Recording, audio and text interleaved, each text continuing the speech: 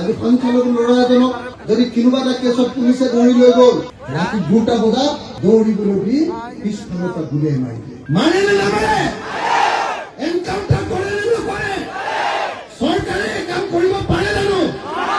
কৰিব নালাগে, হয়নে নহয়? কিন্তু হিমন্ত বিশ্ব শৰ্মাই দাড়ি আৰু টুপি দেখিলে পাগলা হৈ যায় আৰু লগে লগে গুলিয়াবলৈ নিদিয়ে, হয়নে নহয়? খালি কয় মুছলমানে দেশখন খালে, মুছলমানক মাজে মাজে এটা দুটা লাভ দি থাকিব পাৰিলে আমাৰ ভাল। এইটো কি চৰকাৰ হ'ল? যি চৰকাৰে এটা জাতিক হকে বিহকে টাৰ্গেট কৰি অত্যাচাৰ কৰে, সেই কামৰটোক কোনো ডিক্লাৰিজিম বুলি কয়, হয়নে নহয়? সেইটোকেতো ফেচিবাদ বুলি কয়, সেইটোকেতো স্বেচ্ছাচাৰী শাসন বুলি কয়।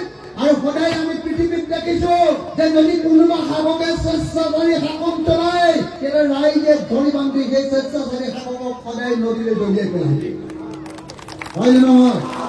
মুছলমান হৈ থাকিলো কাৰণে সদায় ভয় কৰি থাকিব লাগিব।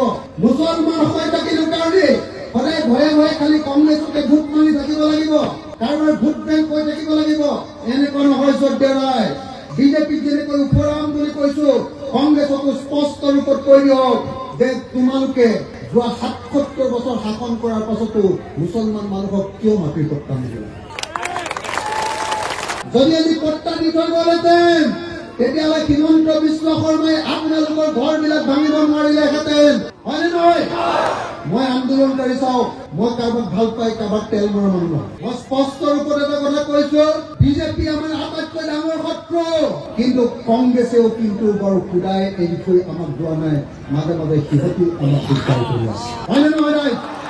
সেইকাৰণে মনত ৰাখিব লাগিব যে যেতিয়াই কংগ্ৰেছক ভোট দিম, এইবাৰ স্পষ্ট ৰূপত ক'ব লাগিব ভোট দিছো হয়, এইবাৰ যদি কাম নকৰা ব্ৰহ্মপুত্ৰত তোমালোকক বিজেপিৰ নিচিনাকে আকৌ দলিয়াই পেলাম,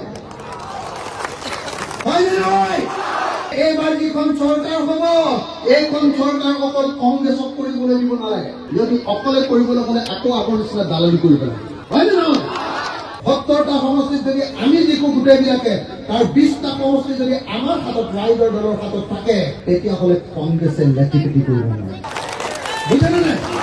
মই 5টা কাম কৰিবলৈ দিম, আৰু যদি সেই 5টা কাম নকৰে, তেতিয়াহ'লে সেই চৰকাৰকো এদিনৰ ভিতৰতে জিৰাই দিম।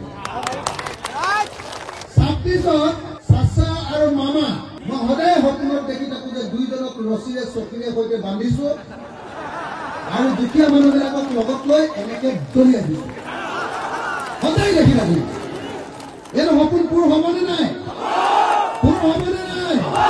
চাচা আৰু মামাক দলিয়াই দিব পাৰিম নে নাই? পাৰিম নে নাই? পাৰিম নে নাই? পাৰিম নে নাই? মই সকলো ৰাইজকে অনুৰোধ জনাইছো, এটাই সংকল্প লওক যে চাচা আৰু মামাক 2026ত দলিয়াব লাগিব, আৰু যদি দলিয়াব নোৱাৰো সদায় মামাৰ অত্যাচাৰৰ বলি হৈ থাকিব।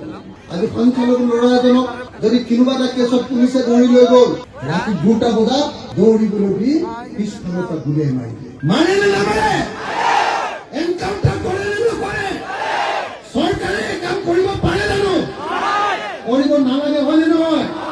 কিন্তু হিমন্ত বিশ্ব শৰ্মাই দাড়ি আৰু টুপি দেখিলে পাগলা হৈ যায় আৰু লগে লগে গুলিয়াবলৈ নিদিয়ে, হয়নে নহয়?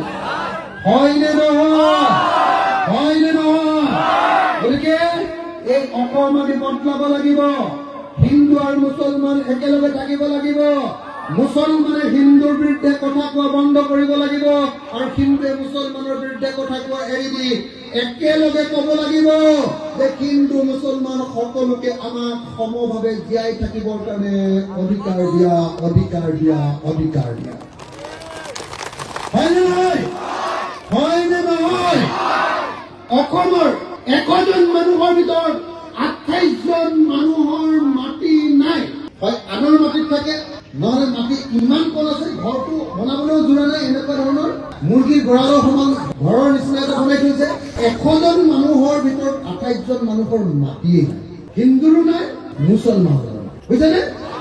চৰ চাপৰিও নাই, চাহ বাগানৰো নাই। এনে কাকো মাটি দিবৰ কাৰণে কোনো ব্যৱস্থা নকৰে, খালি কয় মুছলমানে দেশখন খালে, মুছলমানক মাজে মাজে এটা দুটা লাভ দি থাকিব পাৰিলে আমাৰ ভাল। এইটো কি চৰকাৰ হ'ল? যি চৰকাৰে এটা জাতিক হকে বিহকে টাৰ্গেট কৰি অত্যাচাৰ কৰে, সেই কামৰাটোক কোনো বিপ্লৱীজিম বুলি কয়, হয়নে নহয়? সেইটোকেতো ফেচিবাদ বুলি কয়, সেইটোকেতো স্বেচ্ছাচাৰী শাসন বুলি কয়।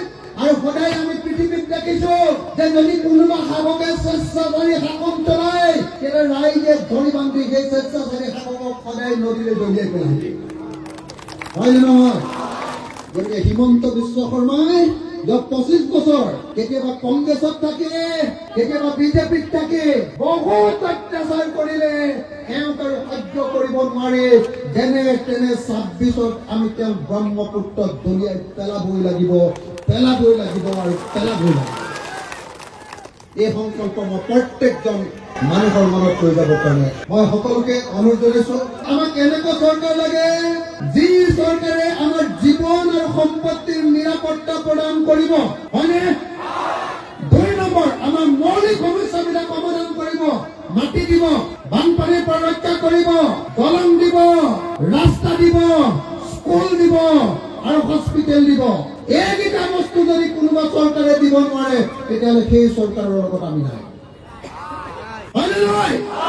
হয়নে নহয়? হয়নে নহয়? আৰু এই কথাটো সদায় মুছলমান হৈ থাকিলো কাৰণে সদায় ভয় কৰি থাকিব লাগিব, মুছলমান হৈ থাকিলো কাৰণে সদায় ভয়ে ভয়ে খালি কংগ্ৰেছকে ভোট মাৰি থাকিব লাগিব, কাৰোবাৰ ভোট বেংক হৈ থাকিব লাগিব। এনেকুৱা নহয় শ্ৰদ্ধেয়। স্পষ্ট ৰূপত এটা কথা কৈ দিয়ক, বিজেপিক যেনেকৈ উফৰাম বুলি কৈছো, কংগ্ৰেছকো স্পষ্ট ৰূপত কৈ দিয়ক যে তোমালোকে যোৱা ৭৭ বছৰ শাসন কৰাৰ পাছতো মুছলমান মানুহক কিয় মাটিৰ টকা নিদিলা? কিয় নিদিলা? দিব লাগে নে নালাগে? দিব লাগে নে নালাগে? লাগে নে নালাগে? যদি আজি পট্টা দি থৈ গ'লহেঁতেন, তেতিয়াহ'লে হিমন্ত বিশ্ব শৰ্মাই আপোনালোকৰ ঘৰবিলাক ভাঙিব নোৱাৰিলেহেঁতেন, হয়নে নহয়? মই আন্দোলনকাৰী চাওক, মই কাৰোবাক ভাল পাই, কাৰোবাক তেল মৰা মানুহ। মই স্পষ্ট ৰূপত এটা কথা কৈছো, বিজেপি আমাৰ আটাইতকৈ ডাঙৰ শত্ৰু, কিন্তু কংগ্ৰেছেও কিন্তু বৰ খুদাই এই বিষয়ে আমাক যোৱা নাই, মাজে মাজে সিহঁতি আমাক দিগদাৰ কৰি আছে, হয়নে নহয়? সেইকাৰণে মনত ৰাখিব লাগিব যে যেতিয়াই কংগ্ৰেছক ভোট দিম, এইবাৰ স্পষ্ট ৰূপত ক'ব লাগিব, ভোট দিছো হয়, এইবাৰ যদি কাম নকৰা ব্ৰহ্মপুত্ৰত তোমালোকক বিজেপিৰ নিচিনাকে আকৌ দলিয়াই পেলাম, হয়নে নহয়? হয়নে নহয়? সেইকাৰণে ৰাইজৰ দলে এবাৰ কৈছো, অখিল গগৈয়ে আমি কৈছো যে এইবাৰ যিখন চৰকাৰ হ'ব, এইখন চৰকাৰ অকল কংগ্ৰেছক কৰিবলৈ দিব নালাগে। যদি অকলে কৰিবলৈ হ'লে আকৌ আগৰ নিচিনা দালালি কৰিব লাগে, হয়নে নহয়? লগত 126টা সমষ্টি, 65টা সমষ্টিত জিকিলে চৰকাৰ কৰিব পাৰে, 70টা সমষ্টিত যদি আমি জিকো গোটেইবিলাকে, তাৰ 20টা সমষ্টি যদি আমাৰ হাতত, ৰাইজৰ দলৰ হাতত থাকে, তেতিয়াহ'লে কংগ্ৰেছে লেটি পেটি কৰিব নোৱাৰে, বুজিছেনে নাই? কংগ্ৰেছক তেতিয়া মই কম, মই 5টা কাম কৰিবলৈ দিম। যদি চৰকাৰ নিজে বনাও, তেতিয়াহ'লে 5টা কাম কৰিম, আৰু যদি চৰকাৰ আনৰ লগত বনাও, তেতিয়াহ'লে 5টা কাম কৰিবলৈ মই সেই চৰকাৰক বাধ্য কৰিম, আৰু যদি সেই 5টা কাম নকৰে, তেতিয়াহ'লে সেই চৰকাৰক এদিনৰ ভিতৰতে বিদায় দিম।